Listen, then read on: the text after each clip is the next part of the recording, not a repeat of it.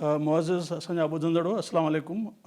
असीं आहियूं सिंधी ॿोली जी बाख़्तियार इदारे जे इब्राहिम जो ऑडिटोरियम में ऐं अॼु असांजो सिंधी ॿोली क़ौमी जागरता जे सिलसिले में जेका पूरो हिकु महीनो सॼी मुहिम हलाई आहे उन सिंधी जागरता मुहिम जे सिलसिले जो अॼु को हिकिड़ो प्रोग्राम आहे ऐं सिंधी ॿोली जे बाख़्तियार इदारे पारां केतिरा ई प्रोग्राम हिन महीने में रिथिया विया आहिनि। 14 तारीख़ सिंधी ॿोली जे मुहबत जो ॾींहुं करे मल्हायो वेंदो ऐं 21 तारीख़ आलमी जेको ॿोलियुनि जो ॾींहुं आहे उहो मल्हायो वेंदो। इस्लामाबाद में प्रोग्राम आहिनि सॼी सिंध में सिंधी ॿोली जे बाख़्तियार इदारे पारां ऐं सिंध ग्रेजुएट्स आहिनि उन्हनि सां गॾु आहे, सिंधी अदबी संगत बि गॾु आहे, उस्तादनि जूं तंज़ीमूं बि गॾु आहिनि ऐं सॼी सिंध जा साञावंद हिन मुहिम जे सिलसिले में सिंधी ॿोली खे पंहिंजे क़ौमी ॿोली जे दर्जे ॾियारण जे हिन मुहिम जो हिसो आहिनि। सो अॼोको प्रोग्राम में असांजा ॿ महिमान दोस्त आहिनि। असांजो डॉक्टर मुबारक अली लाचारी साहिबु आहे जेको अंग्रेज़ी जे शोबे सां सिंधी यूनिवर्सिटी सां तालुक़ु रखे थो। अंग्रेज़ी पढ़ाइण सां गॾु सिंधी ॿोली जो बि हिकिड़ो नामियारो अदीब, स्कॉलर ऐं तनक़ीद निगार आहे। उनजा केतिरा ई किताब छपिया आहिनि। उन सां गॾु असांजो आहे नवीद संदीलो साहिबु, उहो आहे असांजे सिंधी यूनिवर्सिटी जे फ़लसफ़े जे शोबे सां हुनजो वास्तो आहे ऐं फ़लसफ़े ते हुन केतिरा ई किताब लिखिया आहिनि। फ़लसफ़े ऐं ॿोली जो जेको तालुक़ु आहे ऐं उनजी जेका अहमियत आहे उन ते हुनखे तमामु भरपूर ॼाण आहे। उन सां गॾु गॾु सिंधी अदब जा सिंधी अदब में ॿियनि मौज़ूअनि ते मुंहिंजा किताब आया आहिनि। सो अॼु पहिरीं असांजो मौज़ू असांजे हिन मुज़ाकिरे जो आहे आला तालीमी अदारनि में सिंधी ॿोलीअ जी तदरीस जा मसइला ऐं उपाउ। त सिंधी ॿोली जे सिलसिले में असांखे सभिनी खे ख़बर आहे त सिंधी ॿोली जो जेको आला तालीमी सतह ते स्कूल सतह ते त असां वटि ॿोली राइज आहे, उन सां गॾोगॾु आला तालीमी इदारनि में बि सिंधी ॿोली पढ़ाई वञे थी ऐं इहो सिलसिलो तॾहिं खां शुरू थियो आहे जॾहिं 1924 धारे गुरबख्शाणी साहिबु बॉम्बे यूनिवर्सिटी जॾहिं सिंध सां बॉम्बे सां सिंध लाॻापियल हुई त गुरबख्शाणी साहिबु उन्हनि खे BA सतह ते ऐं आला तालीमी अदारनि जी सतह ते हुन सिंधी ॿोली जी शुरूआति कई ऐं उन सां गॾोगॾु उन दौर में ॿियूं यूनिवर्सिटियूं हुयूं, इदारा हुआ। ख़ासि तौर ते विरहाङे खां अॻु में शांति निकेतन में सोभे ज्ञानचंदाणी पंहिंजी आत्मकथा में लिखियो आहे त मां पाण सिंधी जेको आहे अख़्तियार कई शांति निकेतन टैगोर जे इदारे में। सो उन सां गॾोगॾु उनखां पोइ बि जेको आहे सिंधी ॿोली पंहिंजे सिलसिले में तालीम जो सिलसिलो आला तालीमी इदारनि में हींअर बि हिन वक़्तु बि असां मौजूदा वक़्त ते अचूं था त उन में बि सिंधी ॿोली पढ़ाई थी वञे, सिंधी ॿोली मज़मून तौर ते पढ़ाई थी वञे ऐं इदारनि जे अंदरि सिंधी ॿोली तालीम जे ज़रिए तौर बि ख़ासि तौर ते असांजी यूनिवर्सिटी ऑफ सिंध में ऐं ॿियनि सिंध जे यूनिवर्सिटियुनि में उहा बि इस्तेमालु थिए थी। शागिर्दनि खे इम्तिहान ॾियण में उनखे मुतबादिल ॿोली तौर ते अंग्रेज़ी में बि लिखनि था, सिंधी में बि ऐं उर्दू में बि। सो असां अॼोके हिन मौज़ू जे हवाले सां सभ खां पहिरीं डॉक्टर मुबारक ॾांहुं ईंदासीं त डॉक्टर साहब जो बुनियादी कमु ज़ाहिर आहे लैंग्विस्टिक ते आहे ऐं लिटरेचर ते बि आहे उनजो कमु।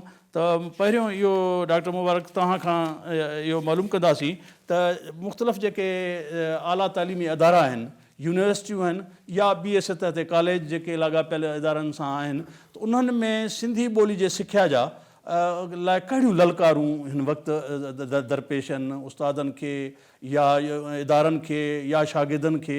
उन सिलसिले में तव्हां जेको आहे यूनिवर्सिटी सां लाॻापियल आहियो, तव्हां उन्हनि सभिनी ते निगाह बि रखो था, त मुंहिंजे ख़्याल में मौजूदा चैलेंजिस या ललकारूं कहिड़ियूं आहिनि सिंधी ॿोली खे आला तालीमी सतह ताईं?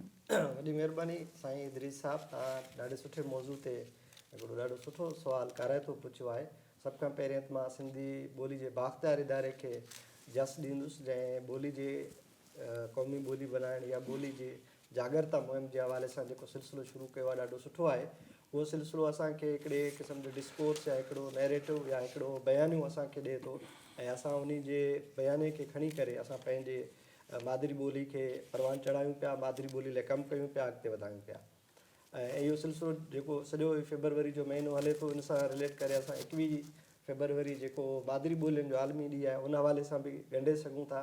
सॼी दुनिया में हिकिड़ी अवेयरनेस आई आहे त असां पंहिंजी मादिरी ॿोली खे परवान चढ़ायूं ऐं पढ़ण लिखण सां गॾोगॾु कारोबार बिज़नेस धंधे हर शइ में असां पंहिंजी सिंधी ॿोली इस्तेमालु कयूं।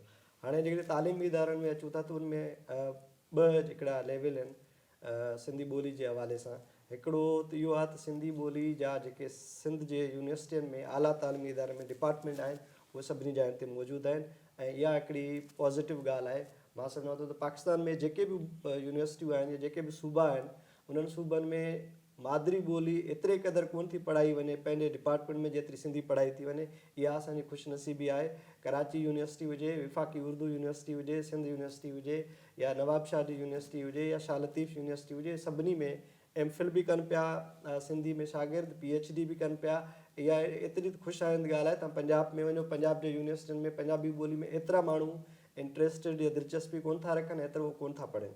हिकिड़ी त इहा सुठी ॻाल्हि आहे, पॉज़िटिव ॻाल्हि आहे। उनजे पुठियां ज़ाहिरी ॻाल्हि आहे त जेके तव्हां नाला खयां, डॉक्टर गुरबख्शाणी आया या उनखां पोइ अंग्रेज़ आया या उनखां पोइ जेके असांजा स्कॉलर्स आहिनि, जेके माण्हू अदीब आहिनि, जॾहिं ॿोली जी हिकिड़ी साञा पैदा कई, उन साञा ते असांजा माण्हू उन में MA बि कनि था। तमामु घणा MA तव्हांखे मिलंदा, MPhil बि कनि पिया, PhD बि कनि पिया ऐं उहे डिपार्टमेंट ॾाढा आबाद आहिनि सुठे नमूने सां।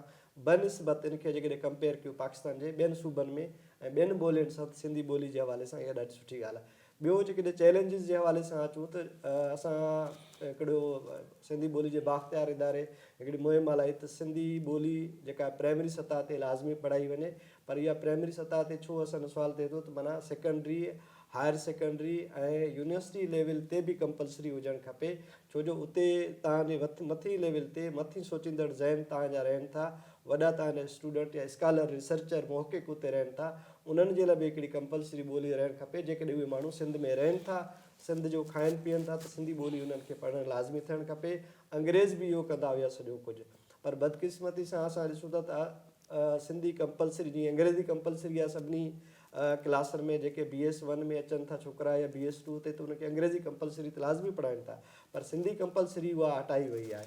इहा हिकिड़ी असांजे लाइ बदकिस्मती जी ॻाल्हि आहे। हिकिड़ो चैलेंज आहे असां वटि त यूनिवर्सिटी में अचण खां पोइ छा असां पंहिंजी मादरी ॿोली खे विसारे छॾूं, असां ॿिया सभु सब्जेक्ट पढ़ूं, अंग्रेज़ी पढ़ूं, उर्दू पढ़ूं, इकोनॉमिक्स पढ़ूं, पॉलिटिकल साइंस पढ़ूं, सभु पढ़ूं, पर असां मादरी ॿोली जो कंपलसरी सब्जेक्ट आला तालीमी इदारनि में छो न हुजणु खपे।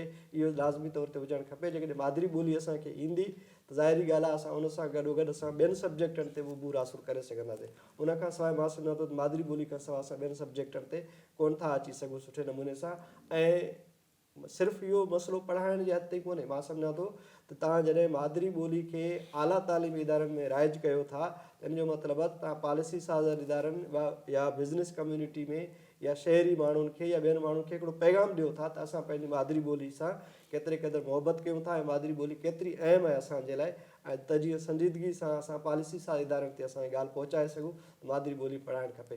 इहे हिकिड़ा ॿाहिरां चैलेंजिस आहिनि, जीअं HSC जी पॉलिसी आहे या जेके करिकुलम डेवलपमेंट वारा आहिनि या जेके तालीम जे हवाले सां जेके ट्रेनिंग्स ॾिना वेंदा आहिनि, जीअं पाइट आहे या जीअं रीडिंग्स, सिंध रीडिंग्स हिकिड़ी कमेटी ठही, हिकिड़ो प्रोजेक्ट हुयो, पाकिस्तान रीडिंग प्रोजेक्ट्स हुया, स्टे वेडा कमेटीज़ आहिनि, उन्हनि सभिनी खे असां लिंक करे ॾिसणु चाहियूं था त उहे आला तालीमी इदारनि में सिंधी खे पढ़ाइण जे लाइ कहिड़े क़िस्म जा उपाउ वठनि था। ऐं इहे तमामु ज़रूरी आहे त इन्हनि सभिनी शयुनि जो जाइज़ो वठणु खपे ऐं आला तालीमी इदारनि में सिंधी खे कंपलसरी तौर ते पढ़ाइणु खपे। इहे हिकिड़ा ॿाहिरां ख़तरा आहिनि ऐं जेके अंदरियां जेके डिपार्टमेंट में अंदरि जेके असांखे चैलेंजिस आहिनि उन्हनि ते बि डिस्कस थियणु खपे। महिरबानी डॉक्टर साहब, तव्हां ॻाल्हि कई त सिंधी ॿोली यूनिवर्सिटी सतह ते आला कुझु डिपार्टमेंट्स आहिनि यूनिवर्सिटीज़ जा, उते सिंधी शोभा आहिनि जेके 5-6 यूनिवर्सिटियुनि जा तव्हां नाला वरिता। हालांकि ॾिसजे त तमामु घणियूं यूनिवर्सिटियूं हिकिड़ी पब्लिक सेक्टर जूं आहिनि, ॿियूं ख़ानगी सतह जूं यूनिवर्सिटियूं आहिनि। अक्सर इहा ॻाल्हि ॿुधण में अचे थी, जीअं ख़ानगी स्कूलनि में सिंधी नथी पढ़ाई वञे त ख़ानगी यूनिवर्सिटियुनि में बि जेको आहे उहे सिंधी ॿोली खे उन नमूने सां न पढ़ाए रहिया आहिनि। इहो हिकिड़ो ख़ानगी यूनिवर्सिटियुनि जो जेको चैलेंज आहे, इहे छा तव्हां सम्झो था त ख़ानगी यूनिवर्सिटियुनि में बि के अहिड़ियूं यूनिवर्सिटियूं आहिनि जेके सिंधी ॿोली लाज़मी पढ़ाईंदियूं हुजनि या अख़्तियारी तौर ते? न, मुंहिंजे ख़्याल में ख़ानगी यूनिवर्सिटियुनि में जेकॾहिं हबीब यूनिवर्सिटी आहे या ॿियूं जेके यूनिवर्सिटियूं आहिनि उन्हनि खे, जीअं नमल यूनिवर्सिटी आहे मिसाल तौर पर, पहिरें ख़ानगी यानी सरकारी थी आहे। इस्लामाबाद में हिकिड़े दफ़े मां विज़िट कयुसि त उते पुछा कयुमि त तव्हां सभई ॿोलियूं पढ़ायो था, आहे ॿोलियुनि जी यूनिवर्सिटी? त उन में फ्रेंच पढ़ाइनि पिया, जर्मन पढ़ाइनि पिया, पर्शियन पढ़ाइनि पिया, चाइनीज़ पढ़ाइनि पिया, जैपनीज़, सभु ॿोलियूं पढ़ाइनि पिया। मां चयो सिंधी डिपार्टमेंट? पोइ उन्हनि मूंखे ॾेखारियो त सिंधी डिपार्टमेंट आहे, हिकिड़ो टीचर आहे हुते, पर असां वटि सिंधी में दाख़िला वठण वारा कोन्हनि। पर उहा साॻे नमल यूनिवर्सिटी जो कैंपस जेकॾहिं हैदराबाद में क़ाइमु आहे त उते सिंधी डिपार्टमेंट हली सघे थो, उनखे डिपार्टमेंट खे खोलणु खपे। ऐं जेकॾहिं ॿियूं यूनिवर्सिटियूं आहिनि मिसाल तौरु कराची में आहिनि त उते बि उन्हनि खे पाबंद बणायो वञे त न सिर्फ़ु प्राइवेट जेके ख़ानगी स्कूल कॉलेज आहिनि पर ख़ानगी यूनिवर्सिटियुनि खे बि इहा शइ बावर करणु खपे त उहे पढ़ाइण खे मजबूर कयो वञे। इहो पॉलिसी सां जे हवाले सां हिकिड़ो सुवालु आहे त तव्हां ॾाढो सुठो सुवालु कयो त असां इहो साॻिए नमूने सां पंहिंजनि जेके सिंधी ॿोली खे प्रोमोशन ॾियण वारा इदारा आहिनि जीअं बाख़्तियार इदारो आहे लैंग्वेज अथॉरिटी उनखे भई रिक्वेस्ट कंदासीं त उन्हनि खां लिखत में पुछा करे त तव्हां जेकॾहिं सिंध में तव्हां यूनिवर्सिटी हलायो था कमायो था यूनिवर्सिटियुनि जे हवाले सां ॿियूं डिग्रियूं ॾियो था त उते तव्हांखे सिंधी यूनिवर्सिटी सिंध डिपार्टमेंट छो नथा खोलियो, सिंधी डिपार्टमेंट खोलणु खपनि, सिंधी डिपार्टमेंट जा माण्हू उते अपॉइंट करणु खपनि ऐं सिंधी ते कमु थियणु खपे। इहो सुवालु पंहिंजी जाइ ते बिल्कुलु सही आहे तव्हांजो त उन्हनि वटि उहा सिंधी जी इम्पोर्टेंस या डिपार्टमेंट जे हवाले सां उहा तरवीज कोन्हे जेका असांखे सरकारी इदारे में आहे। आला तालीमी इदारनि में जीअं त तमामु घणी जेको आहे उन्हनि में ख़ानगी वॾो शोबो थी वियो आहे। हींअर असांजे पब्लिक यूनिवर्सिटियूं बि आहिनि ख़ानगी शोबनि में, त जीअं ख़ानगी स्कूलनि में नथी पढ़ाई वञे त ईअं HEC सिंध खे HEC पाकिस्तान पर HEC सिंध खे इन सिलसिले में ज़रूरी आहे आहिस्ते आहिस्ते या सिंधी ॿोली आला सतह खां जेको आहे उन्हनि खे ख़तमु कई पई वञे, जेको आहे तमामु दुखदायक ॻाल्हि आहे। तव्हां इहा बि ॻाल्हि कई त हाणे असांजा ॿार जेके यूनिवर्सिटी में अचनि था उहे BA सतह ते या कॉलेजनि सां एफिलेटेड BA सतह ते या मास्टर्स सतह ते जेका उनखे ॿियनि मज़मूननि में कंदा हुआ सिंधी खां सवाइ, त उते सिंधी लाज़मी पढ़ाई वेंदी हुई। त हिन फ़ैसिले सां ज़ाहिर आहे सिंधी ॿोली खे तमामु वॾो हिकिड़ो धकु रसे थो, जेको फ़ैसिलो हिकिड़ो मुनासिबु फ़ैसिलो बि न आहे। सिंध पब्लिक सर्विस कमीशन बि अहिड़ी कोशिशि कई आहे त उहा 250 मार्कुनि जा 3 पेपर हूंदा 350 मार्कुनि जा, उन्हनि हाणे सिंधी खे घटि आहे 3 मां 1 पेपर कयो आहे। त इन सां मुंहिंजे ख़्याल में सिंधी ॿोली, तव्हां बिल्कुलु सही चयो त सिंधी ॿोली खे तमामु इहो हिकिड़ो वॾो चैलेंज आहे जंहिं ते असांखे ग़ौर करणु खपे। नवीद साहब, डॉक्टर नवीद साहब, तव्हां न हलंदासीं, तव्हां फ़लसफ़े जा उस्ताद आहियो ऐं फ़लसफ़े जो ऐं ॿोली जी जेका कॉग्निटिव डेवलपमेंट आहे उन्हनि जो पाण में तालुक़ु तमामु ॻूढ़ो तालुक़ु आहे। ऐं तव्हां यूनिवर्सिटी में बि हिकिड़ो काफ़ी जेको आहे तजुर्बेकार आहे, यूनिवर्सिटी में पढ़ायो था, तव्हांजे इन्हनि सभिनी शयुनि ते निगाह आहे त सिंधी ॿोली जे सिख्या जे सिलसिले में जेका यूनिवर्सिटीज़ तरफ़ां ऐं कॉलेजिस तरफ़ां जेके मां चवंदुसि त उहे हिकिड़ी लापरवाही आहे। इन लापरवाही खे ख़तमु करण जे लाइ तव्हां छा था सम्झो त असांखे कहिड़े क़िस्म जा क़दम खणणु खपनि इन सिलसिले में त ॻाल्हि खे असां जीअं अॻिते वधाए सघूं? जी इदरीस, तमामु वॾी महिरबानी ऐं हीउ तमामु अहम हिकिड़ो मोड़ आहे, सुवालु आहे त सिंधी ॿोलीअ जो जेको जियापो आहे ऐं उन खे चैलेंजिस बि आहिनि, उन लाइ वॾा मसइला खड़ा कया विया आहिनि। ख़ासि तौर जेके हायर एजुकेशन जा इदारा आहिनि, ख़ासि तौर यूनिवर्सिटियूं ऐं कॉलेजिस, जिते ग्रेजुएट बि कराई वञे थी, मास्टर्स बि कराइजे थी, MPhil बि थिए थी ऐं PhD जो थिए थो। डिपार्टमेंट्स आहिनि, जीअं डॉक्टर मुबारक ॻाल्हि कई, असांजी यूनिवर्सिटी में डिपार्टमेंट आहे। जेके बि यूनिवर्सिटियूं आहिनि असांजूं गवर्नमेंट जूं पब्लिक यूनिवर्सिटियूं, त उते सिंधी सब्जेक्ट जा डिपार्टमेंट्स बि आहिनि, उते ही प्रोग्राम ऑफर बि कया वञनि था, पढ़ाया वञनि था। त सिंधी ॿोली जेकी ॿोली आहे, जेकी मादरी ॿोली या मदर टंग, उहा आहे असांखे सम्झो त ऑक्सीजन वांगुरु, साह वांगुरु। हाणे उहा ॿोली जो जियापो जेको आहे उहो क़ौम सां आहे, माण्हुनि जी एजुकेशन सां आहे ऐं ॿार जी नफ़्सियात सां आहे। त सिंधी ॿोलीअ में जेकॾहिं जेके बि डिपार्टमेंट्स आहिनि, मिसाल सिंधी यूनिवर्सिटी में 72 डिपार्टमेंट्स आहिनि, त इन में जेके बि सब्जेक्ट ऑफर कया वञनि था उन में घटि में घटि इहो हुजे त सिंधी ॿोलीअ हिकिड़ो त कंपलसरी सब्जेक्ट त लाज़िमी हुजे, ऑप्शनल बि हुजे, पर इहे सब्जेक्ट ख़ुदि उन्हनि खे जेके शागिर्दनि खे उनखे अंग्रेज़ी जे सां गॾोगॾु सिंधीअ में पढ़ाया वञनि, सिंधीअ में उन्हनि खे जेको आहे पढ़ायो वञे। छाकाणि असां वटि फ़लसफ़े में जॾहिं आउं पढ़ाईंदो आहियां त अंग्रेज़ी सां गॾोगॾु आउं साॻियो सिंधीअ में पढ़ाईंदो आहियां ऐं असीं उन्हनि खे शागिर्दनि खे इहो ऑफर कंदा आहियूं त तव्हां उहो पेपर पंहिंजो सिंधी में पंहिंजी ॿोलीअ में लिखी सघो था। मिसाल दुनिया जे मिसाल वठूं चाइना जो, त चाइना में जेके बि तव्हां असांजा माण्हू PhD कंदा आहिनि त उहो चाइनीज़ ॿोली में उनखे लाज़मी सिखणी पवंदी आहे ऐं उहे चाइनीज़ ॿोली में लिखंदा आहिनि। फ्रेंच वारनि जो बि साॻियो आहे त उहे फ्रेंच में लिखंदा आहिनि। जर्मन जे अंदरि बि कुझु यूनिवर्सिटीज़ जेको अंग्रेज़ी में हूंदियूं आहिनि, अदरवाइज़ उहे जर्मन लैंग्वेज में। त सिंधी ॿोलीअ जो, अदब जो, कल्चर जो उहो त असांजी जेको आहे जियापे जो आहे। ऐं हायर एजुकेशन जेके इदारा आहिनि, सिंध जूं यूनिवर्सिटियूं, ख़ानगी यूनिवर्सिटियूं आहिनि या ख़ानगी जेके कॉलेजिस आहिनि, उन्हनि में काफ़ी कॉलेजिस आहिनि जिते सिंधी कोन थी पढ़ाई वञे, उहे एफिलेटेड आहिनि, सिंध यूनिवर्सिटी सां बि आहिनि, ख़ासि तौर कराची यूनिवर्सिटी सां बि एफिलेटेड आहिनि। त कराची यूनिवर्सिटी में डिपार्टमेंट सिंधीअ जो आहे, उते बिल्कुलु तमामु सुठी ॻाल्हि आहे। ऐं पाकिस्तान में जेके पंजाब यूनिवर्सिटी में मां वियो आहियां त उते पंजाब यूनिवर्सिटी में बि सिंधी एज़ अ लैंग्वेज पढ़ाई वञे थी, फ्रेंच लैंग्वेज पढ़ाई वञे थी जिते, त उते पंजाबी जी ॿोली सां गॾु गॾु सिंधी बि पढ़ाई वञे थी ऐं सिंधीअ जो उते हिकिड़ो प्रोफेसर आहे जेको सिंधी पढ़ाए पियो। त सिंधी ॿोलीअ जो जेको वाहिपो आहे फ़लसफ़े सां उहो तमामु वेझो आहे ऐं फिलासफ़ी ऑफ जेको लैंग्वेज या लिंग्विस्टिक्स फिलासफ़ी असां पंहिंजे डिपार्टमेंट में पढ़ायूं था ऐं उहे लैंग्वेज जो केतिरो जेको आहे इंसान जे मतिलबु उन जा अलामतूं, उन जा सिम्बल्स, उन जा जेको आहे सो ग्रामर जो केतिरो, ॿोलीअ जो केतिरो जेको आहे सो आहे, उन खां सवाइ त असांजो जियापो कोन्हे को। ऐं ॿोलीअ जो, सिंधी ॿोलीअ जो जेको लिटरेचर आहे ख़ासि तौर शाह लतीफ़, क्लासिकल दौर, उहो सिंधी डिपार्टमेंट त पढ़ाए थो, पर जेके ॿिया डिपार्टमेंट्स आहिनि त उन जा शागिर्द अॻ में उहे पढ़ंदा हुआ ऑप्शनल तौरु, कंपलसरी तौरु बि उन्हनि खे 2 साल BA जा पढ़ाया वेंदा। हाणे BS प्रोग्राम आहे त BS प्रोग्राम जे अंदरि घटि में घटि मुंहिंजो ख़्यालु आहे त जीअं असां पाकिस्तानी स्टडी नंढपण खां पढ़ायूं था, इस्लामियात जीअं सब्जेक्ट पढ़ायूं था ऐं उते सुवालु कोन थो थिए त भई हीउ जेको आहे सब्जेक्ट जॾहिं मुंड में पढ़ी थो अचे ॿार त हाणे यूनिवर्सिटी भला छा लाइ उनखे ऑफर करे। त सिंधी ॿोली आहे ऐं ॿोली जो हुजणु जेको आहे उहो तमामु लाज़िमी आहे शागिर्द लाइ। जेकॾहिं असां अदब सिंधी में न पढ़ूं हा त दुनिया जो अदब असांखे सम्झ में न अचे हा। जेकॾहिं सिंधीअ में असां किताब फ़लसफ़े जा मोहम्मद इब्राहिम जोए साहिब जा न पढ़ूं हा या रशीद भट्टी जा किताब बुनियादी न पढ़ूं हा त शायदि असां फ़लसफ़े जा बि अंग्रेज़ी ॿोलीअ में न सम्झी सघूं हा। त हीउ दुनिया जो जेको अदब पढ़ूं था या फ़लसफ़ो, त बुनियादी जेको सम्झ जो आहे उहो इमीडिएट माहौल खां ई ॿार खे ख़बर पवे थी।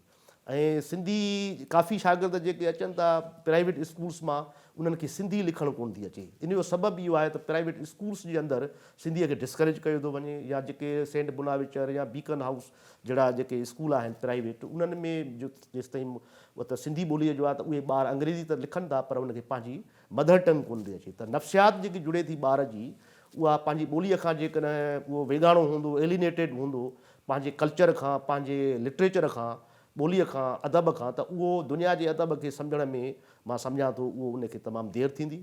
ऐं सिंधी ॿोलीअ जो हुजणु उहो लाज़िमी आहे यूनिवर्सिटीज़ जे अंदरि, त जीअं ॿार खे उहो तकिड़ो ई उनखे सम्झे। ऐं सिंधी ॿोलीअ जे लाइ न सिर्फ़ु उहे उनखे पढ़ायो वञे, पर जेके प्रोफेसर्स आहिनि उन्हनि खे बि गुज़ारिश आहे यूनिवर्सिटी जे, जेकॾहिं केमिस्ट्री जो को उस्तादु आहे त घटि में घटि बुनियादी किताब को सिंधीअ में केमिस्ट्री ते हुजणु खपे। जेतिरा शुबा आहिनि, सोशलॉजी आहे, सोशलॉजी में मुंहिंजे उस्तादनि प्रोफेसरनि कमु कयो आहे, जिन किताब लिखिया आहिनि। ईअं फ़लसफ़े ते मूं किताब लिखिया आहिनि त जीअं असांजो ॿारु उहो फ़लसफ़े खे सिंधीअ पंहिंजी ॿोलीअ में सम्झे। त इन सां छा थींदो त ॿार जी जेकी रसाई आहे इल्म ॾांहुं उहा तकिड़ी थींदी। छाकाणि लैंग्वेज हिकिड़ो वॾो बैरियर आहे, हिकिड़ो वॾी रुकावट आहे। असांजो घणो तणो जेको ॿारु आहे, जेके ख़ासि तौरु पब्लिक यूनिवर्सिटीज़ आहिनि, उहे ग़रीब तबिके जो ॿारु आहे, ॿारहाड़ी जो आहे, ऐं उहा जेकी रूरल बेस्ड सोसाइटी आहे उन ॿार खे उहा एजुकेशन जेकी जदीद आहे, जीअं चयो थो वञे त अंग्रेज़ी असां जेको आहे लाज़िमी आहे ऐं उहा पढ़ाई वञे। ठीकु आहे, उहो हिकिड़ा तबिको आहे जेको उहो हिकिड़ो प्रिविलेज सिविल सोसाइटी आहे या प्रिविलेज जेको पंहिंजो तबिको आहे मिडिल क्लास, उहो ॿारु त पढ़ी थो वञे जेको आहे वॾनि स्कूल्स में, पर जेको ॿारहाड़ी जो ग़रीब हारीअ नारीअ जो, ॿीड़ी बाधे जो, गॾा गाॾे वारे जो पुटु आहे, उन वटि त उहो एक्सेस बि कोन्हे को, उन वटि उहा सहूलियत बि कान्हे का। तंहिंजे करे बुनियादी जेकी एजुकेशन जी प्राइमरी जा 5 दर्जा सिंधी जा आहिनि त ॿार खे उते पढ़ायो वञे। जेकॾहिं प्राइवेट स्कूल इंग्लिश मीडियम्स वारा आहिनि त उते बि सिंधी जेको आहे सो हुजणु खपे। ऐं यूनिवर्सिटी सतह ताईं इहा असांखे जेको आहे सो मुहिम हलाइणी पवंदी ऐं सिंधीअ खे उनखे वधीक फ़रोग़ ॾसणो पवंदो। जेके प्राइवेट यूनिवर्सिटीज़ आहिनि उन्हनि में बि सिंधीअ खे लाज़िमी करार ॾिनो वेंदो त जीअं ॿार खे जेको आहे उहो बैरियर जेको आहे सो टुटे। ऐं जेकॾहिं अंग्रेज़ी आहे त अंग्रेज़ी में उहा उनजी जीअं मूं ॻाल्हि कई त एक्सेस उनखे तकिड़ी उनखे कोन थी पहुचे। त उन लाइ लाज़िमी आहे त असां जेकॾहिं लिटरेचर बि पढ़ायूं था, कंहिं बि मिसाल को बि मैथमेटिक्स खे बि पढ़ायूं था, सोशलॉजी खे पढ़ायूं था, इकोनॉमिक्स पढ़ायूं था, त ॿारनि जे लाइ वॾो बैरियर जेको आहे उहो लैंग्वेज जो अंग्रेज़ी जो आहे। उनजी जाइ ते जेकॾहिं सिंधी हुजे, जीअं ग़ुलाम मुस्तफ़ा शाह साहिबु, उहा हिकिड़ी ॿोली कंहिं ज़माने में उन कोशिशूं वरितियूं हुयूं उन ते दफ़्तरी ॿोली बि थिए ऐं जेको आहे उहा हिकिड़ी ऑफिशियल लैंग्वेज असांजी सिंधी हुजणु खपे। छाकाणि त असांजो सूबो आहे ऐं हिन में घणो जेको आबादी आहे उहो सिंधी ॻाल्हाईंदड़नि जी आहे। त जीअं दुनिया जे मूं मिसाल ॾिनो चाइना जो, फ्रांस जो, जर्मन जो या ख़ुदि अंग्रेज़नि जो बि, त इहो हिकिड़ो असांखे बि पंहिंजी जेको आहे कम्युनिकेशन जी लैंग्वेज जेकी आहे उहा असांखे सिंधी हुजणु खपे। हीअ त कॉलोनियल दौर हो, असां उन कॉलोनियल खे डीकॉलोनाइज़ न करे सघिया आहियूं। असां अञा उन बैठकी दौर में हलूं था पिया ऐं असांजे नफ़्सियात ते, असांजे ज़हन ते अञा उन्हनि जो जेको अंग्रेज़नि जो ब्रिटिश जो जेको रूल आहे उहो असां ते छायल आहे।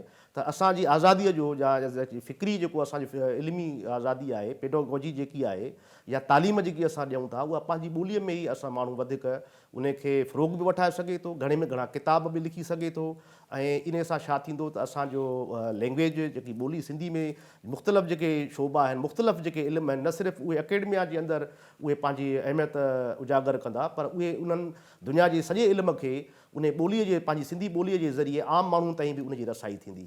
त मां सम्झां थो इहो जेको फ्लोरा फ़ोना या जेके ॿिया इल्म असांखे ओपरा नज़र अचनि था, इन लाइ गॾियल तौरु बाख़्तियार इदारे बि कोशिशि कई आहे। ऐं फरवरी जो जेको महीनो आहे सॼो ॿोली जे हवाले सां तमामु हिकिड़ी बहितरीनु ॻाल्हि आहे।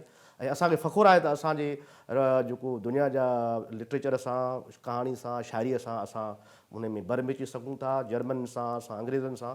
त इन में असांखे अकेडमिया जे अंदरि बि, हायर एजुकेशन जे अंदरि बि सिंधी ॿोलीअ में असां मज़मून पढ़ायूं, न सिर्फ़ु पढ़ायूं पर ऑफिशियल जेकी लैंग्वेज आहे असांजी प्रायोरिटी उहा हुजे त ख़तो किताब जेकी थिए या जेकी दरख़्वास्त लिखूं था या ॿार जेको पेपर ॾियनि था, उन्हनि खे इहा हिकिड़ी सहूलियत हुजे त जीअं हू ॿार पंहिंजो जेको आज़ादी सां उन में एक्सप्रेस करे सघे पंहिंजे ख़्यालनि खे, पंहिंजे नज़रनि खे, पंहिंजी ॻाल्हियुनि खे।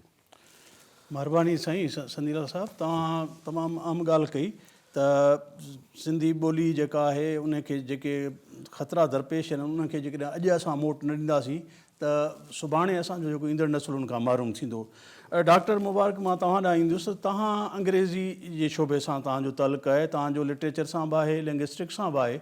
जेका आलमगीरियत जेका दुनिया में ग्लोबलाइजेशन जी जेका लहर आहे उन में जेको आहे हिकिड़ियूं ॿोलियूं अहिड़ियूं आहिनि जेके ताक़तवर ऐं सघारियूं ॿोलियूं आहिनि, उहे ॿियनि ॿोलियुनि खे बि हिकिड़ो ख़तरो दरपेश आहे।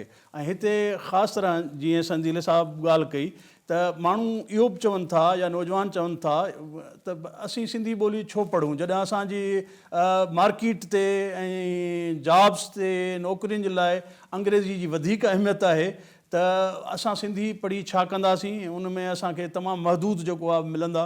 ऐं उन सां गॾोगॾु असां अंग्रेज़ी जी जेका या ॿियनि ॿोलियुनि जी किन जी जेका लिसानी साम्राज्यत आहे, छा उहा सॼी दुनिया जी ॿोलियुनि लाइ हिकिड़ो ख़तरो न आहे? जी, तव्हां बिल्कुलु सही चयो त असां अंग्रेज़ी में हिकिड़ो टर्म यूज़ कंदा आहियूं, लिंग्विस्टिक एम्पेरियलिज़म, जंहिंखे तव्हां लिसानियाती साम्राज्य चयो आहे। इहा पंहिंजी जाइ ते बिल्कुलु हिकिड़ी हक़ीक़त आहे। सिर्फ़ु असां न बल्कि जेके मरंदड़ ॿोलियुनि ते कमु कनि था उहे सभई इन शइ ते दाऊं कनि था। 21 फेबरवरी जेको ॾींहुं आहे मादिरी ॿोलियुनि जो आलमी ॾींहुं रखण जो मक़सदु ई इहो आहे त हीअ जेके साम्राजी ॿोलियूं आहिनि या जंहिंखे एम्पेरियलिस्टिक लैंग्वेजिस आहिनि, उहे ॿोलियूं तसलुत क़ाइमु करे ॿियनि नंढियुनि ॿोलियुनि खे ख़तमु करे रहियूं आहिनि। ऐं हिन में हिकिड़ी हक़ीक़त आहे त हिन वक़्तु 6000 खनि ॿोलियूं दुनिया में ॻाल्हायूं वञनि थियूं पियूं, पर जेको ॿोलियुनि जे मरण वारो तादादु आहे, जेकॾहिं ईअं हलंदो त ईंदड़ 40-50 सालनि में 50% खां वधीक ॿोलियूं असांजो मरी वेंदियूं। ऐं उहे ॿोलियूं ख़ासि तौर ते मरंदियूं जिन ॿोलियुनि जा जेके माण्हू आहिनि उहे मुआशी तौर ते, समाजी तौर ते, सियासी तौर ते कमज़ोर हूंदा ऐं पोइ उहे पंहिंजे जियापे जे लाइ, सर्वाइवल जे लाइ उहे लाज़मी तौर ते ॿी ॿोली ॾे वेंदा। जीअं नौकरियूं घणियूं मिसाल तौर असां वटि अंग्रेज़ी में आहिनि। असां वटि तव्हां हिकिड़े कंहिं बि यूनिवर्सिटी में हिकिड़ो मिसाल ॾिसो त जेके दाख़िला वठंदड़ शागिर्द आहिनि उन्हनि जो तादादु तव्हां ॾिसो त मादिरी ॿोलियुनि में घणो आहे या अंग्रेज़ी ॿोली में घणो आहे। अंग्रेज़ी ॿोली में तमामु घणा हूंदा आहिनि, सीटूं जेके आहिनि ख़ाली न हूंदियूं आहिनि, पोइ बि माण्हू सिफ़ारिशूं करे चवंदा आहिनि अंग्रेज़ी ॿोली में असां दाख़िला वठूं। ऐं सिंधी ॿोली में, मादिरी ॿोली में या जेके सराइकी आहे या बलोची आहे, तव्हां ॿियनि सूबनि में बि ॾिसो उते तव्हांखे ख़ाली सीटूं मिलंदियूं, 50% बि सीटूं कोन थियूं भरिजनि ऐं अधु खां वधीक सीटूं ख़ाली थियूं हुजनि। सबबु इहो आहे त माण्हुनि खे ख़बर आहे त जेकॾहिं असां सिंधी पढ़ंदासीं त नौकरियुनि जा जेके मौक़ा आहिनि, मुआशी जेके मौक़ा आहिनि, उहे थोरा आहिनि। ऐं जेकॾहिं असां अंग्रेज़ी पढ़ंदासीं त असां ग्लोबल लेवल ते सॼी दुनिया सां ॻंढिजंदासीं ऐं सॼी दुनिया सां असां ॻाल्हाईंदासीं, सॼी दुनिया सां कंदासीं। पर मां सम्झां थो इहा हिकिड़ी ग़लतफ़हमी आहे त तव्हां जेकॾहिं MA सिंधी आहियो त इन जो मतिलबु इहो कोन्हे त तव्हां अंग्रेज़ी नथा ॻाल्हाए सघो। तव्हां अंग्रेज़ी ॻाल्हाए सघो था। तव्हां जेकॾहिं पॉलिटिकल साइंस में आहियो अंग्रेज़ी ॻाल्हाए सघो था। तव्हां कंहिं बि शोबे में अंग्रेज़ी ॻाल्हाए सघो था। पर तव्हां पंहिंजी सिंधी ॿोली में जेकॾहिं तव्हां भड़ आहियो त तव्हां ॿियनि ॿोलियुनि में बि भड़ थी सघो था। ऐं इहो लाज़मी, इहो हिकिड़ी मञियल हक़ीक़त आहे। सभु लिसानियात जा माहिर, लिंग्विस्टिक्स वारा सभु मञनि था इहा हिकिड़ी हक़ीक़त आहे त इहा थियणु खपे। ऐं ईअं थींदो आहे त जेको पंहिंजी ॿोली में भड़ आहे उहो ॿी ॿोली में बि भड़ थी सघे थो। जेकॾहिं पंहिंजी ॿोली में कमज़ोर आहे त ॿी ॿोली में बि उहो भड़ नथो थी सघे। हाणे साम्राज्यत वारी ॻाल्हि अचे थी पई त उनजे लाइ असांखे सोचणु खपे स्पीकर्स खे ऐं जेके वारिस आहिनि ॿोली जा, उहे जेके ॿोली जा वारिस आहिनि उन्हनि खे फ़िक्रमंद थियणु खपे, उन्हनि खे करणु खपे। मिसाल तौरु नवीद संदील साहब हिकिड़ी तमामु ज़बरदस्त ॻाल्हि कई त असां वटि अंग्रेज़ी इस्लामियात पाकिस्तानी स्टडी जहिड़ा सब्जेक्ट कंपलसरी थी सघनि था, त ईअं जेकॾहिं तव्हां सिंधी ॿोली खे लाज़मी सब्जेक्ट करार ॾियो BS पहिरें साल जे 2 सेमेस्टरनि में सिर्फ़ु, या हिकिड़े सेमेस्टर में घटि तव्हां वटि 72 डिपार्टमेंट में तव्हांखे 72 टीचरनि जी ज़रूरत पवंदी। पर जेकॾहिं तव्हां सिंधी खे लाज़मी करार कोन था ॾियो त ज़ाहिरी ॻाल्हि आहे तव्हांखे सिर्फ़ु उहे खपनि जेके MA सिंधी में पढ़ंदा, 65 उस्ताद हूंदा जेके पढ़ाईंदा। पर जेकॾहिं उहो कंपलसरी आहे त उहे कंपलसरी पढ़ाइण जे लाइ तव्हांखे टीचर खपंदा वधीक, तव्हांजा रोज़गार जा वधीक वसीला निकिरंदा, तव्हांजी पब्लिकेशन वधीक थींदी, तव्हांजी इशायत वधीक थींदी, ऐं तव्हां जेकॾहिं कॉपी कल्चर बंदि कयो था कॉलेज लेवल ते, तव्हांजो जेको किताबु आहे उहो तव्हांजो छपंदो वधीक, ऐं किताब में पढ़ंदड़ वधीक निकिरंदा, ऐं उस्ताद पढ़ाइण वारा वधीक थींदा। जीअं मिसाल त ट्यूशन सेंटर्स ते तव्हां हलिया वञो त अकेडमीज़ में बाक़ी सभई ॿोलियूं पढ़ाइनि था पिया कमीशन जी तयारियुनि जे लाइ, पर सिंधी कोन था पढ़ाइनि। छो जो सिंधी त आसान सभिनी खे अचे थी पई, जेकॾहिं न बि अचे थी पई त कॉपी करे उहो पास करे निकिरी थो वञे। उनजे करे सिंधी ॿोली खे बचाइण जे लाइ ज़रूरी आहे त असांखे उनजा रस्ता साफ़ करणा पवंदा, उनजा रस्ता ठाहिणा पवंदा त असां सिंधी ॿोली खे कहिड़े नमूने सां तरवीज ॾेई सघूं था, परवान चढ़ाए सघूं था। HEC खे ख़ासि तौर ते सिंध गवर्नमेंट खे असेंबली में जी करारदाद पास थियल आहिनि, वरी बि करारदाद पास करणु खपे त तव्हांखे दफ़्तरी ॿोली सिंधी ॿोली करार ॾियणु खपे, ऐं हर दफ़्तर में जेको नौकिरी वठे थो उनखे सिंधी ॿोली अचणु खपे, ऐं जेका बिज़नेस आहे कारोबार आहे उनमें बि तव्हांजा बोर्ड वग़ैरह सभु सिंधी में अचणु खपनि, त जीअं असां मथीं लेवल ते हिकिड़ो बयानियो ठाहियूं त सिंधी ॿोली कारोबारी ॿोली बि आहे, तालीमी ॿोली बि आहे, तदरीस जी ॿोली बि आहे, असांजी सियासत जी ॿोली बि आहे। जीअं असेंबली में मिसाल तौरु असांजा सिंधी स्पीकर जेके MNs MPs उहे बि पंहिंजी ॿोली में कोन था ॻाल्हाइनि, उर्दू में ॻाल्हाइनि था, त घटि में घटि सिंधी में त उते असेंबली में सिंधी ॻाल्हाइणु खपे न।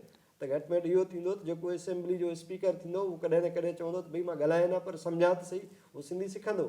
त ईअं तालीमी इदारनि में हिकिड़ी पॉलिसी साज़ी थियणु खपे, ऐं सभु यूनिवर्सिटियुनि जा जेके पॉलिसी साज़ इदारा आहिनि, वाइस चांसलर आहिनि, उहे वेही करे हिकिड़ो डिसाइड कनि, HEC खे हिकिड़ी रिकमेंडेशन ॾियनि त भई सिंधी ॿोली असां लाज़मी करार ॾींदासीं ऐं सिंधी ॿोली खे असां हिते पढ़ाईंदासीं, त ज़ाहिरी ॻाल्हि आहे त असांजी ॿोली सर्वाइव करे सघे थी। बाक़ी एम्पेरियलिज़म जे हवाले सां ज़ाहिरी ॻाल्हि आहे माण्हुनि खे सर्वाइवल पहिरें अचे थो पियो, उनखे जीअं रोज़गार उन्हनि जो पेट सभ खां पहिरें आहे, उनखां पोइ बाक़ी शयूं अचनि थियूं पर मां सम्झो थो त सिंधी माण्हू पंहिंजे सर्वाइवल जेतिरे क़दुरु पंहिंजे पेट सां सचो आहे, उनखां वधीक थोरो शायदि सिंधी ॿोली सां सचो आहे, जंहिंजे करे असांजी सिंधी ॿोली अॻिते वधे पई ऐं परवान चढ़े पई, ऐं इहा हिकिड़ी ख़ुशाइंद ॻाल्हि आहे। तमामु आम ॻाल्हि कयो, ऐं ॿोली जो ज़ाहिर आहे कल्चर सां पंहिंजे विरसे सां सॼो लाॻापो जुड़े थो जॾहिं असांजा नौजवान पढ़नि था।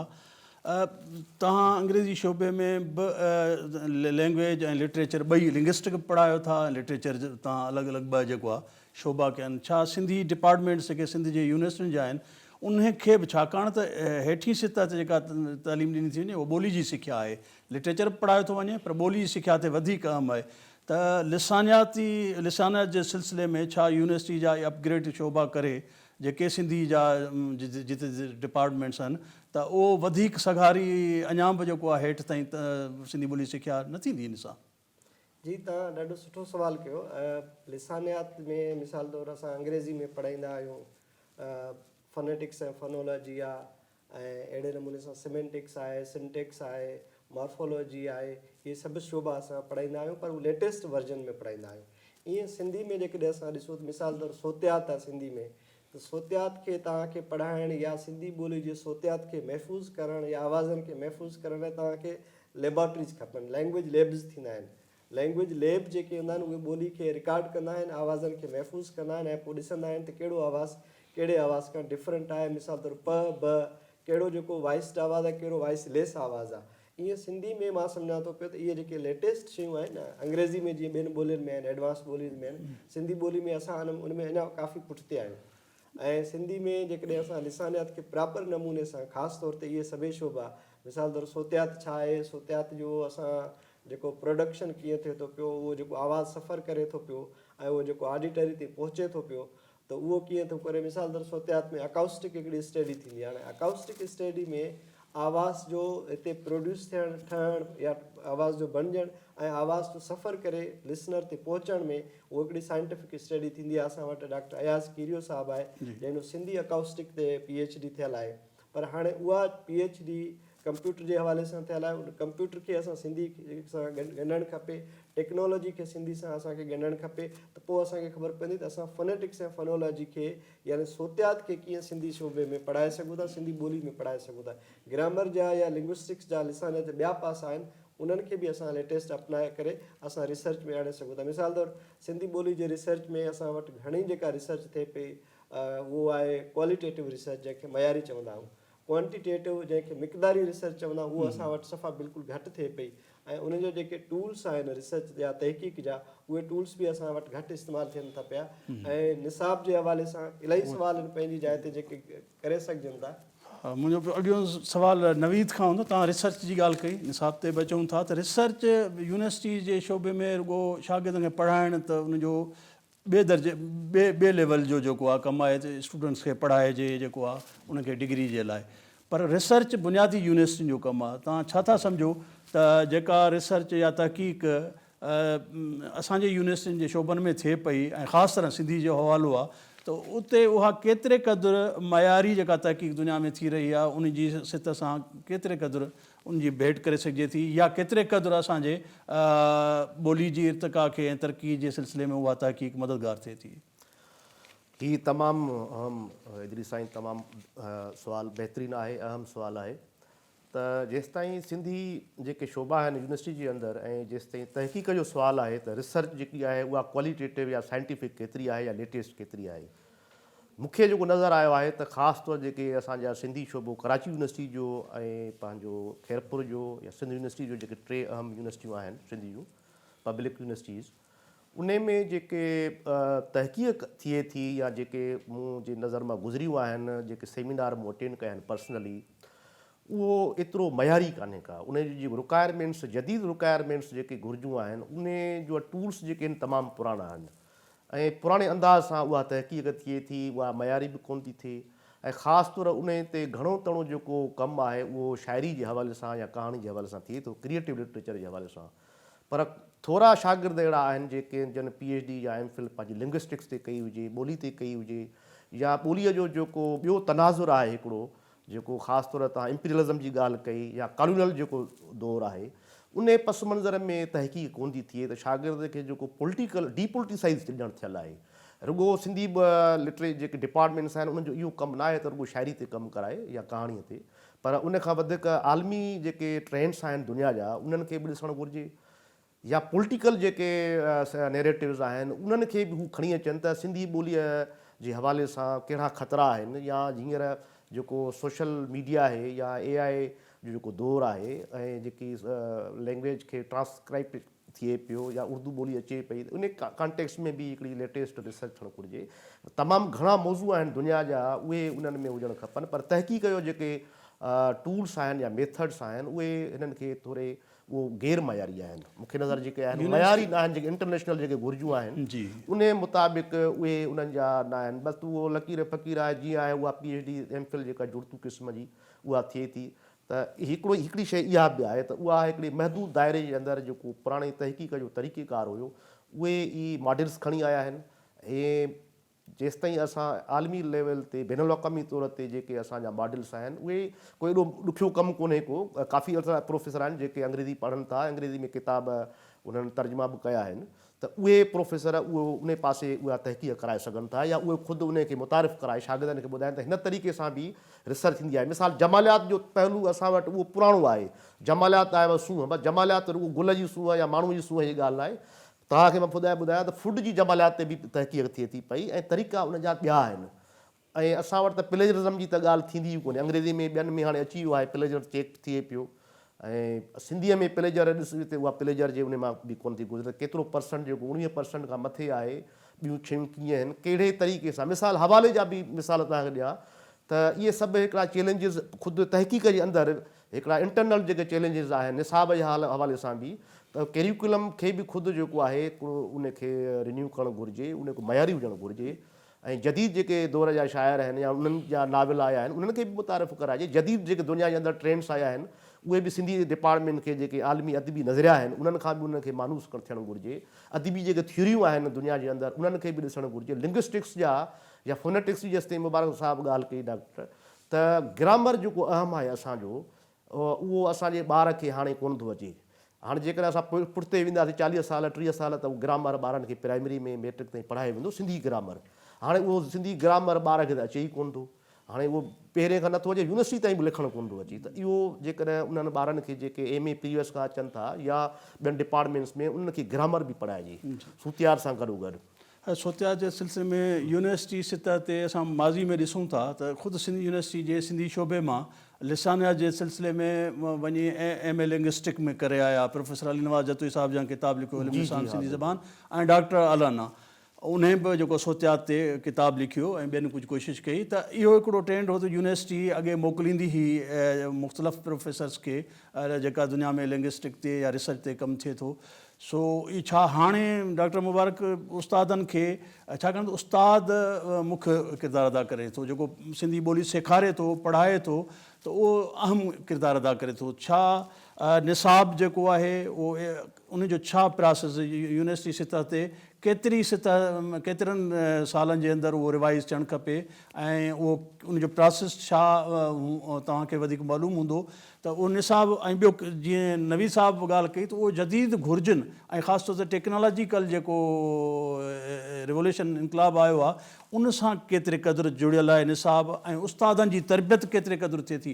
छा यूनिवर्सिटी सतह ते अहिड़ो को मैकेनिज़म आहे जो यूनिवर्सिटी जे ख़ुदि उस्तादनि खे जेको आहे उहा तरबियत या ट्रेनिंग्स उन्हनि जो के अपॉर्चुनिटीज़ हुजनि जो हू वधीक जदीद दुनिया सां गॾिजी सघनि।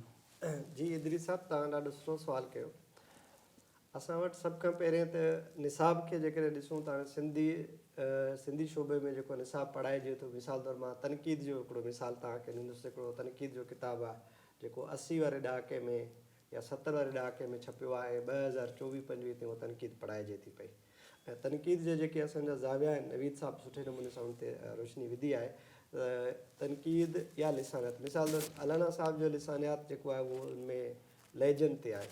हाणे लहजनि जे हवाले सां जेको अॼु खां 30-40 साल पहिरियों लहजा हुया ऐं जेको 30-40 सालनि खां पोइ जेके लहजा आहिनि या इन लहजनि में जेका आवाज़नि में फेरफार आहे या माण्हुनि जे सम्झ में या उनजे उचारनि में या जुमिले जे जोड़जक में या आलमी ॿोली जेका आहे अंग्रेज़ी आहे या ॿियूं ॿोलियूं उन्हनि जा जेके लफ़्ज़ दाख़िल थियनि था पिया, हिन वक़्तु उन्हनि जी पोज़ीशन कहिड़ी आहे, उनजी सूरत हाल छा आहे, उहा असांखे पढ़णु खपे। मिसाल तौरु प्रोफेशनल जेके स्पीकर आहिनि, ॻाल्हाइण वारा माण्हू आहिनि, उहे कहिड़ा आहिनि ऐं उन्हनि जी जेके लहजनि में फ़र्क़ु कहिड़ो आयो आहे। इंडिया जो हिकिड़ो को लेखक हो जेको लंडन मां PhD करे आयो सिंधी शोबे में, उन्हनि जी थीसिस मुंहिंजे नज़र मां गुज़री। उन जेको आहे माण्हुनि जे ॻाल्हाइण लहजनि ते फोकस कयो आहे इंडिया में ऐं पूरी दुनिया में। बल्कि उन इहो ॾिठो आहे त भई कहिड़े सतह जा माण्हू, मिसाल तौरु सोशली इकोनॉमिकली कहिड़े लेवल जा आहिनि, मिसाल तौरु हेठे तबिके वारा, मथे तबिके वारा ऐं विचे तबिके वारा, इन्हनि तबिकनि वारा माण्हू ॿोली कहिड़ी ॻाल्हाइनि था पिया, उन में फ़र्क़ु कहिड़ो आहे लहजनि जो। ऐं उनजी जेका रिसर्च आहे उहा मिक़दारी रिसर्च आहे, जेको क्वेश्चनर जे ज़रिए या टिक करण जे ज़रिए उन्हनि जे सां सॼो डेटा कलेक्ट करे हुन ॾेखारियो आहे त पॉपुलेशन केतिरी आहे ऐं कहिड़े नमूने सां ॿोली ॻाल्हाइनि था पिया।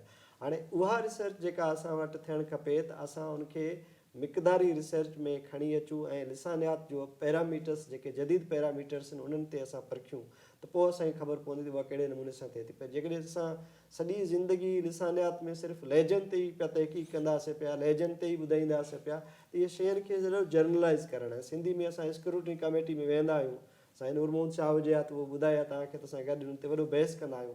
हाणे जेके तहक़ीक़ जा टॉपिक ऐं उनवान हूंदा आहिनि मकाले जा, उहे हूंदा आहिनि ॾाढा जनरल। मिसाल तौरु शेख हयाल फ़न ऐं शख़्सियत, ग़ुलाम मोहम्मद गिरामी फ़न ऐं शख़्सियत, फलाणो फ़न ऐं शख़्सियत। बाबा उन फ़न में त जेको वणियो तव्हां लिखो, हुन कहाणियूं बि लिखियूं, हुन शाइरी बि लिखी, हुन गज़ल बि लिखिया, हुन वाई बि लिखी, हुन छा बि लिखियो, पर तव्हां हिकिड़ो मख़सूस पैरामीटर ठाहियो, तव्हां हुनजी कहिड़ी शइ खे ऐं कहिड़े पैरामीटर तहत ॾिसंदव।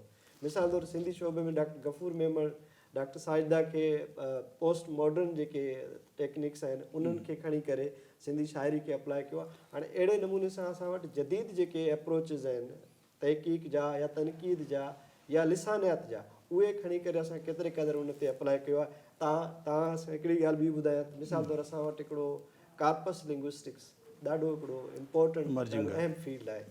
त माना तव्हां सॼे कार्पस खे गॾु करे ऐं पोइ उन मां तव्हां पार्सिंग कयो ऐं पोइ उनजे लिसानियाती जेके ख़ूबियूं आहिनि उहे अलॻि करे तव्हांखे उहो कार्पस लिंग्विस्टिक्स वारो टूल तव्हांखे ॿुधाईंदो ऐं पोइ तव्हां एनालाइज़ कयो त तव्हांजी ॿोली में कहिड़ो लफ़्ज़ किथे ऐं कीअं इस्तेमालु थिए थो पियो। ऐं केतिरो मयारी आहे केतिरो मयारी न आहे, कहिड़ा प्लूरल लफ़्ज़ आहिनि, कहिड़ा सिंगुलर आहिनि, इस्तेमालु कीअं थो पए। हिकिड़ो कार्पस उहो आहे जेको लिखियो पियो आहे, ॿियो कार्पस इहो आहे जेको तव्हां माण्हुनि खां जनरल रिकॉर्ड करे सघो था पिया। रिकॉर्डिंग त असां वटि बिल्कुलु कोन पई थिए, त जेके आम माण्हू नॉन फॉर्मल ॿोली ॻाल्हाइनि था पिया उन्हनि जी कारपोरा असां वटि किथे आहे कोन। असां वटि फिक्शन जी कारपोरा असां वटि किथे आहे, उहा आहे कोन। असां वटि शाइरी जी कारपोरा उहा आहे कोन। मिसाल तौरु विटाईपीडिया हिकिड़ो ॾाढो ज़बरदस्त कमु आहे त जंहिंजो कार्पस असां वटि मौजूदु आहे, पर उन कार्पस खे एनालाइज़ करण जे लाइ, उन जो तजियो करण जे लाइ असां वटि लिसानियात जो माहिर हुजणु ज़रूरी आहे, जो उन जी जुमिले जी जोड़जक सिंटेक्स, उन जी मॉर्फोलॉजी ऐं उन्हनि जी जेका आवाज़ ऐं सिंटेक्स फोनेटिक्स ऐं फोनोलॉजी या उन्हनि जी जेका मॉर्फोलॉजिकल स्ट्रक्चर, उन सभिनी खे एनालाइज़ करण जे लाइ तव्हां वटि माण्हू कहिड़ा आहिनि जेके एनालाइज़ करे ॿुधाइनि त लतीफ़ साईं हीउ शेर या हीउ लफ़्ज़ छो चूंडियो आहे। मिसाल तौरु प्रयोग आहिनि। मां सभ खां पहिरें जुमिले जी सब्जेक्ट वर्ब एग्रीमेंट ते अंग्रेज़ी ऐं सिंधी में पेपर लिखिया कंहिं दौर में।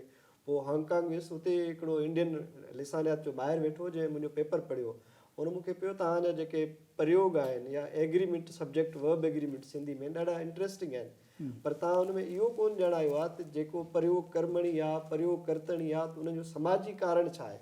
हिकिड़ी जाइ ते फ़ाइल सां मफ़ूल एग्री करे थो, हिकिड़ी जाइ ते फ़ाइल सां जेको आहे ॿियो को लफ़्ज़ या फेल एग्री करे थो, किथे फेल एग्री नथो करे, किथे जेको फेल आहे उहो मफ़ूल सां एग्री करे थो, किथे फ़ाइल सां एग्री करे थो। उनजा सबबु कहिड़ा आहिनि ऐं इहे प्रयोग कहिड़े तहत थियनि था, उन समाजी कारज कहिड़ो आहे, उहो तव्हांखे एनालाइज़ करणु खपे।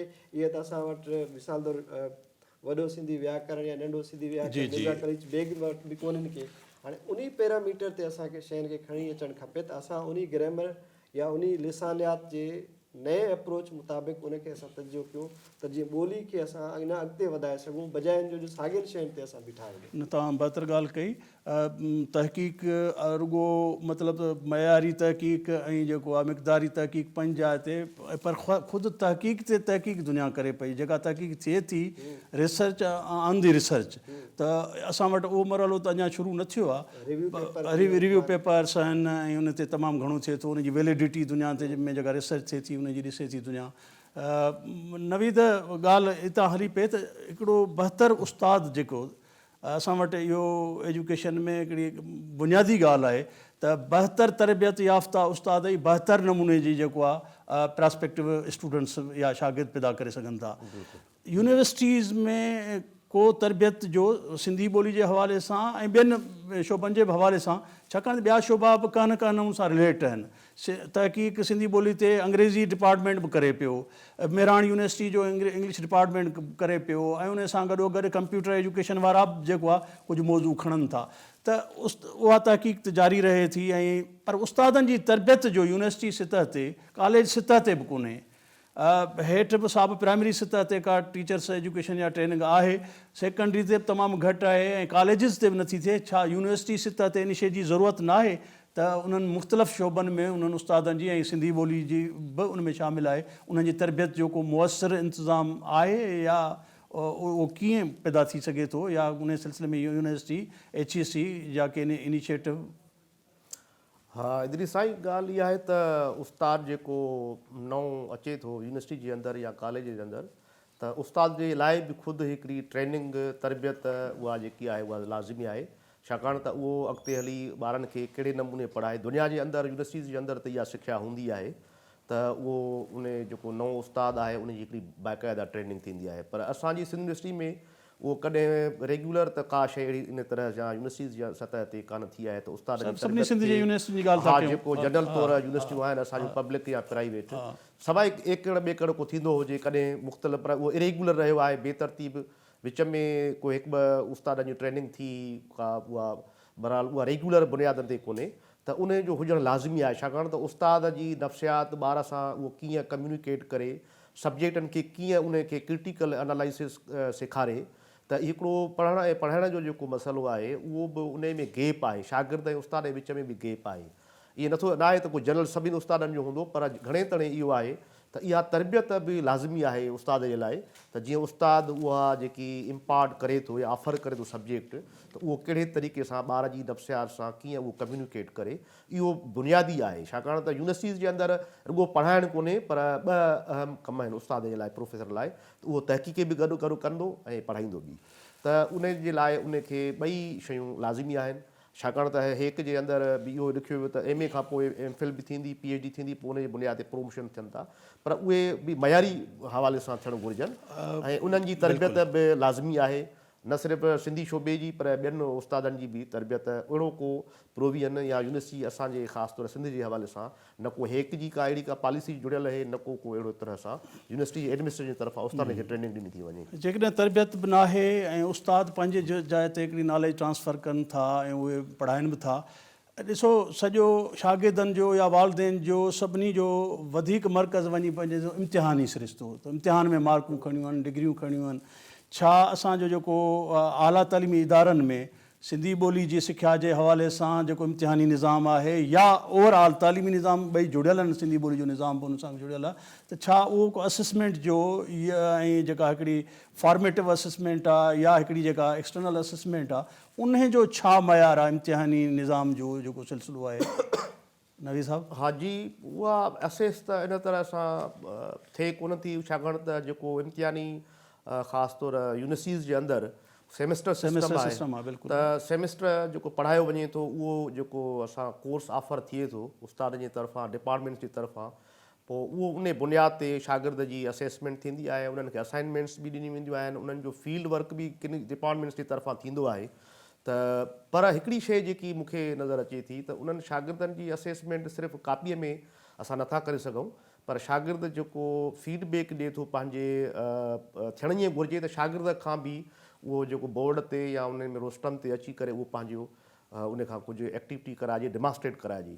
छाकाणि डिमांस्ट्रेशन खां सवाइ उहो प्राइमरी खां वेंदे यूनिवर्सिटी सतह ताईं डिमांस्ट्रेशन जो जेको दुनिया जे अंदरि जदीद तालीम जो जेको सिरिश्तो आहे उहो डिमांस्ट्रेशन थींदी आहे, उहो अमली मुज़ाहिरो थींदो आहे, इल्मी मुज़ाहिरो थींदो आहे, उहो असां वटि घटि आहे। मतिलबु त शागिर्द फील्ड वर्क घटि था कनि, बल्कि उहो किताबी जेको निसाबी जेको पढ़ायो वञे थो उहो शागिर्द उते ई कापी जे जेको लिखे थो या जेकी असाइनमेंट्स बि जेके ॾिसजनि थियूं त ॿार उहो कापी कनि था, उहो जेको आहे गूगल जे ज़रिए उहे असाइनमेंट्स, हालांकि थियण ई घुरिजे त उहे लाइब्रेरीज़ में वञनि ऐं उहे किताब जेके ॾिसनि ऐं उन्हनि किताबनि ते पंहिंजो जेको आहे उहो तबसरो कनि, लिखनि, त जेको तरीक़ेकार आहे इम्तिहाननि जो उहो बि हिकिड़ो पुराणो आहे, उहो बि नओं थियणु घुरिजे ऐं उहो तकिड़ो हुजणु घुरिजे। सेमेस्टर सिस्टम जी जाइ ते असां ॿियूं टेस्टूं बि वठंदा आहियूं, पर उहो जनरल जेको आहे जेको असेसमेंट थिए थी उहा सॼी उहा उन मां एतिरी ॿार जी जेकी इल्मी या उहा रिफ्लेक्शन उहो घटि थो नज़र अचे। बिल्कुलु, तमामु घणा मसइला थी सघनि था ऐं असां मसइलनि ते ॻाल्हायो आहे हिन वक़्त ताईं, त इम्तिहानी निज़ाम जो मसइलो आहे, सिंधी ॿोली जे हवाले सां जेको निसाब आहे या ॿिया निसाब आहिनि जेके यूनिवर्सिटी आला तालीमी इदारनि जा उनजा बि मसइला आहिनि, उस्तादनि जी तरबियत जो बि मसइलो आहे, ख़ानगी यूनिवर्सिटियुनि में सिंधी ॿोली न पढ़ाइण जो बि मसइलो आहे। हाणे असां आख़िर में चाहींदासीं क्विक पाण इहो कुझु तव्हांजे ज़हन में एज़ ए तव्हांजो जेको तजुर्बो आहे ऐं तव्हांजो जेको इल्मु आहे उन जी रोशनी में तव्हां छा था सम्झो त सिंधी ॿोली जे सिख्या खे ऐं तदरीस खे आला तालीमी इदारनि में यूनिवर्सिटी सतह ते या कॉलेज जेके बैचलर डिग्री ॾियनि था उन्हनि जी सतह ते कहिड़े तरीक़े सां उनखे असराइतो बणाए सघिजे थो, कहिड़ा उपाउ वठिजनि जंहिंसां इहा शइ वधीक मुयसरु थिए? हा सर, सभ खां पहिरियों त पॉलिसी साज़ी आहे सभ खां अहम आहे। हुकुमरानी या हुकुमरान तबिके जे तरफ़ां जेके असांजी असेंबली आहे, हायर एजुकेशन कमीशन आहे या यूनिवर्सिटीज़ आहिनि, उन्हनि जी मथे सतह ते उन्हनि खे सोचणु खपे त असांखे पंहिंजी ॿोली खे ऑन करिणो आहे। जेकॾहिं ॿोली खे ऑन करिणो आहे त पोइ असां उनखे पॉलिसी ठाहे सघूं था, उहा पॉलिसी खे इम्प्लीमेंट करे सघूं था। पढ़ाइण जे हवाले सां तव्हां नवीद साहब खां सुवालु पुछो, ॾाढो इंट्रस्टिंग आहे त उस्तादनि जी तरबियत जे हवाले सां ॿोली पढ़ाइण यानी लैंग्वेज टीचिंग जेको ॿियो सब्जेक्ट आहे उहो पढ़ाइणु बराबरि कोन्हनि कया। मिसाल तौरु तव्हां पाकिस्तानी स्टडीज़ में, समाजी अभ्यास में, IR में, पॉलिटिकल साइंस में माण्हुनि खे ॼाण ॾियो था, ॿोली में तव्हां हुनखे ॼाण कोन्ह था ॾियो, तव्हां ॿोली में हुनखे मोटिवेट कयो था त हू पाण बि उहो इस्तेमालु करे। ऐं हिन ॿिन्हिनि जो पढ़ाइण जो तरीक़ो बिल्कुलु बि डिफरेंट आहे। जीअं मिसाल तौरु अंग्रेज़ी में तमामु घणा अहिड़ा तरबियती इदारा आहिनि, ट्रेनिंग्स आहिनि, टीचिंग जे हवाले सां तमामु वॾा प्रोजेक्ट्स आहिनि, पर सिंधी ॿोली खे उन हवाले सां उहे तरबियती इदारा, उहे ट्रेनिंग्स, उहे जेके प्रोजेक्ट आहिनि, ॿोली कीअं पढ़ाइजे ऐं सिंधी ॿोली ॾांहुं माइल कीअं कजे या ॿोलियुनि ॾांहुं माण्हुनि खे माइल कीअं कजे, त इहो अञा तमामु परे बीठो आहे। असांजे यूनिवर्सिटियुनि खे, हायर एजुकेशन कमीशन खे हिकिड़ा प्रोजेक्ट ॾियणु खपनि, जीअं ELT इंग्लिश लैंग्वेज टीचिंग जेके प्रोजेक्ट्स आहिनि HEC ॾिए थी पई, ईअं सिंधी ॿोली टीचिंग जे हवाले सां, SLT जे हवाले सां जेके पहिरें दौर में उस्ताद थींदा हुआ, त अहिड़े नमूने सां प्रोजेक्ट ॾियणु खपनि त सिंधी ॿोली पढ़ाइजे कीअं। जीअं मिसाल तौरु इदारा आहिनि असां वटि, पाइट आहे जीअं असां वटि स्टेविट आहे या जेके टीचिंग ट्रेनिंग इदारा असां आहिनि, जेके एलिमेंट्री स्कूल आहिनि, एलिमेंट्री कॉलेजिस आहिनि, उन्हनि में हिकिड़े क़िस्म जी तरबियत ॾियणी खपे त ॿियनि सब्जेक्टनि खे पढ़ाइण जे तरीक़ेकार सां गॾोगॾु ॿोली ख़ासि तौर ते सिंधी ॿोली खे कीअं पढ़ाइजे उन जे तरीक़ेकारनि मुताबिक़ बि असांखे सोचणु खपे ऐं अहिड़े क़िस्म जो मवादु तयारु करणु खपे, किताब लिखणु खपनि ऐं किताब उहे ट्रांसलेट थियणु खपनि असीं ॿोली जे हवाले सां, त जीअं असां सिंधी ॿोली खे असराइते नमूने सां पढ़ायूं ऐं जीअं माण्हू उनखे पढ़नि बि सही, सम्झनि बि सही, मोटिवेट बि। महिरबानी डॉक्टर साहब। नवी साहब, ॻाल्हि हली पे पॉलिसी जी न, हाणे तव्हां पॉलिसी छा यूनिवर्सिटी खे पंहिंजा बि कुझु ऑटोनॉमी आहे, उहे पाण बि कुझु इनिशिएटिव वठी सघनि था? 18वीं तरमीम खां पोइ तइलीम सॼो सूबे जो जेको आहे सब्जेक्ट आहे ऐं सिंध HEC बि आहे, वफ़ाक़ी सतह ते बि जेतिरी इक्विवेलेंस जी ज़रूरत आहे उहा ज़रूरु थींदी, त तव्हां वटि कहिड़ा ओवरऑल इन आला सतह ते सिंधी ॿोली खे बहितर बनाइण जे लाइ के तजवीज़ूं, के रिथूं या के उपाउ?